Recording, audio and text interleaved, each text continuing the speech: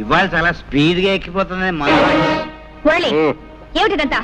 ఏముంది, ఇది పకోడీ, ఇది మందు, ఇది గ్లాస్. ఇతను మురళి, నేను మాత్రం లీలా కృష్ణ. నువ్వు లీలా కృష్ణుడివి కాదురా, ఈ ఇంటికి పట్టిన చీడ పురుగువి. ముందు బయటకు పో, బయటకు పో. మురళి, నువ్వు చదివిన చదువంతా ఏమైంది? ఈ తాపుడేమిటి, ఈ వరుస ఏమిటి? తాతయ్య నీ కోసం ఎంత బాధపడుతున్నారో తెలుసా? అనుకుంటే అంత బాధే. బాధల్లోనే పుట్టాం, బాధల్లోనే పెరుగుతున్నాం, బాధల్లోనే పోతాం. అసలు ఈ ప్రపంచమే బాధల్లో ఉంది. మురళి, నువ్విప్పుడు మత్తులో ఉన్నావు. నేనేం చెప్పినా అర్థం కాదు. మరోసారి నువ్వు తాగేవని మాత్రం నాకు తెలియకూడదు. చూసావమ్మా వాడెంత చెడిపోయాడు. అవన్నీ తర్వాత ఆలోచిద్దాం. ముందు మందు తాగు తాతయ్య. వద్దమ్మా, ఈ మందు తాగి నేను ఆరోగ్యవంతున్నై వాడి దౌర్భాగ్యం కళ్ళారా చూడాలా? పూర్వజన్మలో నేనేదో మహాపాపం చేసి ఉంటానమ్మా.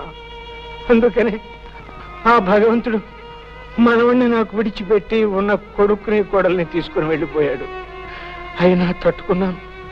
నా ప్రాణంతో సమానంగా వాడిని పెంచి పెద్ద చేశాను. నేను పోయిన తర్వాత అంత ప్రేమగా చూసుకునే నువ్వైనా ఇంటికి కోడలిగా వస్తావు. కానీ భగవంతుడు ఆశ కూడా నెరవేర్చలేదమ్మా. ఏమిటి తాతయ్య నువ్వు అనేది? అవునమ్మా, మురళికి నువ్వంటే ప్రాణం. నిన్నే పెళ్లి చేసుకుంటానని నాతో చెప్పాడు. ఆ విషయం మీ నాన్నతో మాట్లాడదామని ఆ రోజు మీ ఇంటికి వచ్చేసరికి నీ పెళ్లి విషయం మీ నాన్న నలుగురిలో నిర్ణయం చేశాడమ్మా. చూశావమ్మా, భగవంతుడు ఎలా మనుషులతో ఆడుకుంటాడు. మనం కోరుకున్నది దక్కనివ్వడు, దక్కింది దొరకనివ్వడు. నేను ఆ రోజు 4 అడుగులు చురుగ్గా వేసి ఉంటే నువ్వు ఇంటి కోడలివై ఉండేదానివి. వాడు నిన్ను మర్చిపోను లేక, మరొక పెళ్లి చేసుకోను లేక కుమిలిపోతున్నాడు. తాగుడుకు బానిసయి వాడి ఆరోగ్యం సర్వనాశనం చేసుకుంటున్నాడు. వాడిని ఆ స్థితిలో చూస్తూ నేను ఎలా బ్రతకగలనమ్మా? అమ్మా జానకి, నువ్వు నాకు ఒక మాట ఇవ్వమ్మా. ఏమిటి తాతయ్య? నేను పోయిన తర్వాత వాడిని జాగ్రత్తగా చూసుకుంటానని, వాడి బ్రతుకు బండర కాకుండా మనిషిని చేసి ఒక దారిలో పెడతానని నాకు మాట ఇవ్వమ్మా. అలాగే తాతయ్య. జానకే, జానకే, జానకే, జానకే, జానకే, ఎక్కడా ఎక్కడ నువ్వు?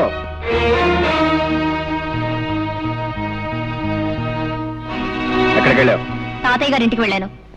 ఈ శనిగ్రహం అప్పుడే లేచిపోయిందా? ఎవరు శనిగ్రహం? ఎవరు శనిగ్రహం? పసిబిడ్డను ఇంట్లో ఒంటరిగా వదిలిపెట్టి పెత్తనాలకు వెళ్ళిన చాలక ఇంకా శనిగ్రహం అంటున్నావా? శనిగ్రహం అని నేను వెళ్ళేటప్పటికి నిద్రపోతుంది. అవును, నువ్వు వెళ్ళేటప్పుడు నిద్రపోతుందని నువ్వు ఇంటికి వచ్చేవరకు నిద్రపోతూనే ఉంటుంది అనుకున్నావా? నేను రావటం కొంచెం ఆలస్యం ఏమైతే తెలుసా? ఉయ్యాలంచి కింద పడేది. ఉయ్యాల నుంచి కాకపోతే మేడ నుంచి పడ్డానికి మనకి మేడలు లేవుగా. తప్పు చేసిన కాకుండా ఏమిటా పెడసరుపు సమాధానం? తాతయ్య కొంట్లో బాలేదు, అవన్నీ సర్దుకొని వచ్చేసరికి ఆలస్యమైంది. తాతయ్య తాతయ్య మాట్లాడితే తాతయ్య ఒకటి దొరికాడు. ఇదిగో, నీ తాతయ్య చాలా డబ్బున్నాడు. నువ్వు వెళ్ళినా వెళ్ళకపోయినా ఆయన చూసుకోవడానికి 10 మంది నౌకర్లు ఉన్నారు. నువ్వు ఆయన గురించి ప్రత్యేకంగా ఏం తాపత్రపడాల్సిన అవసరం లేదు. ఇదిగో చెప్తున్నాను, నువ్వు మళ్ళీ ఆ ఇంట్లో అడుగు పెట్టడానికి వీల్లేదు. ఎందుకు వీల్లేదు? వీల్లేదంతే. వెళ్తే ఏం చేస్తావు? పళ్ళు రాలగొడతాను.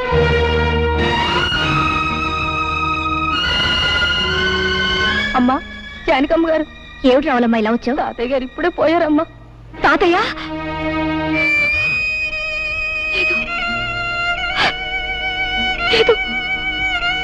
తాతయ్య గారు పోయారు? అవును బాబు. ఎప్పుడు? ఇప్పుడే. సరే నువ్వు వెళ్ళి, మేము వస్తాం. చూసొద్దాం పద. ఎందుకు? బ్రతికున్న మనిషిని చూడడానికి వెళ్తే పళ్ళు రాలగొడతానన్నావుగా. ఇప్పుడు ఆ శవాన్ని ఆఖరి చూపులు చూడడానికి వెళ్ళాలా? నీ మనసు ఇప్పుడు శాంతించిందా? నేను రాను, నువ్వు వెళ్ళు.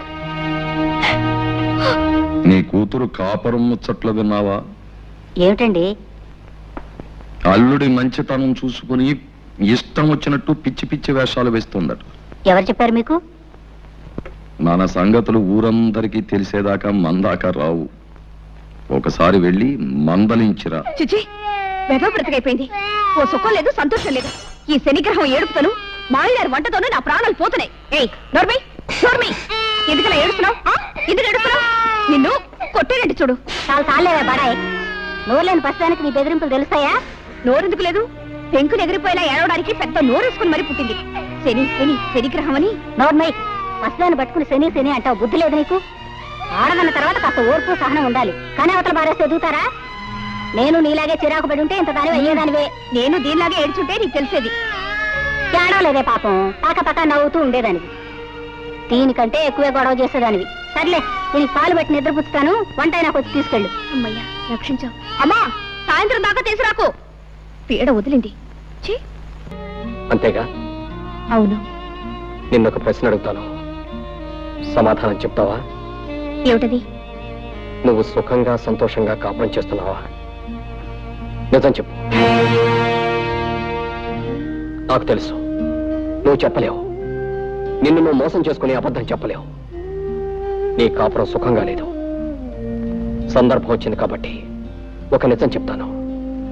ఈ నిజం ఆ రోజు నేను నీకు చెప్పగలుగుంటే మన ఇద్దరి జీవితాలు వేరే విధంగా ఉండేవి.